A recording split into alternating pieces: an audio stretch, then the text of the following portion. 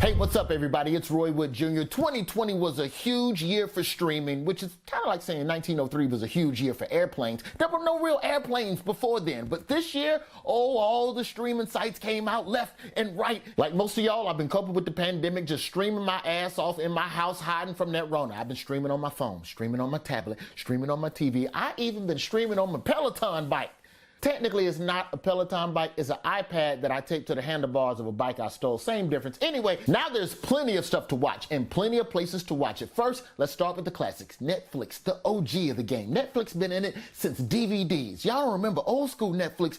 They would send a DVD to your house and you'd go get it and you'd open up the mailbox and you'd go, oh boy, I got me a DVD. Mama, fire up the PlayStation 2. It's time to watch Memento. HBO, yo man, you gotta give it up to HBO and HBO Max. Quality shows. You got black women figuring out their lives. You got white women figuring out how to kill their husband.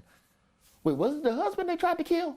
Or was it the setting up the husband for the... look, bottom line, if Nicole Kidman looking at your ass without smiling, you in some trouble. But this year, we also had a ton of new streaming services, which, if I'm gonna be honest, I'm a little suspicious of all these companies dropping during the same year we had a pandemic. You telling me y'all ain't had nothing to do with Corona coming out?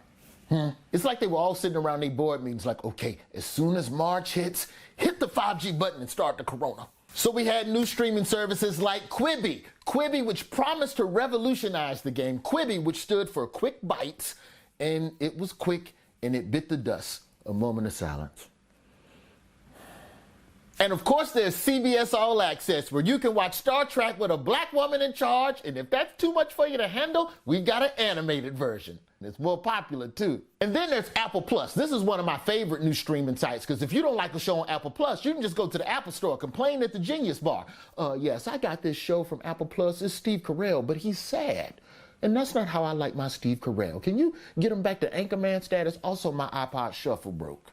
But all in all of these streaming services gave us amazing content to watch this year. Remember when Tiger King came out? Oh, people lost their damn mind. This is how crazy people were. We were only a month into quarantine when Tiger King dropped, and everybody was like, yes, yes, meth heads doing animal abuse. Give me more. What's that? It bit off her arm. Oh, yeah, give me more. What's that? She's gonna be on Dancing with the Stars after maybe killing her husband. Oh, give me more. Another hit show from 2020 was The Queen's Gambit. Well, I'm gonna be honest though, Queen's Gambit didn't really do it for me. I'm supposed to be impressed because this lady beat all these professional chess players. All right, that's cool, but she ain't play that black dude in the park in New York. You gotta beat him if you the real Queen Gambit.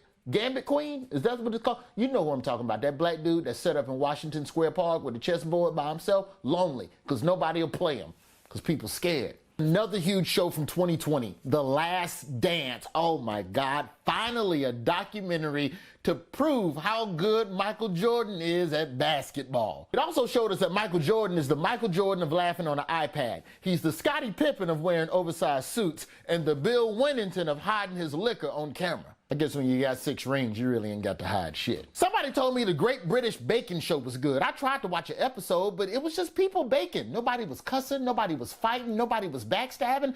They was just being polite to each other and baking bread. That's not a reality show, that's my grandma's house. Disney Plus had Hamilton, so I started watching Hamilton, but then I was watching Hamilton on TV, and I didn't get the real full live experience like I would on Broadway, so I just threw $900 out the window when the movie ended so I could know what it felt like. Streaming's a double-edged sword for Hollywood, though. We're getting so used to watching good content in our homes. Will we really be ready to go back to theaters when the pandemic's over? I mean, I get to watch blockbusters like Tenet and Wonder Woman in my house the same day they come out. I can take my apartment and make it just like a movie theater. I can pop some popcorn, I can sit close to the screen, I can have a kid sitting behind me that won't stop talking and spill soda all over your carpet, ensuring that you don't get your security deposit back.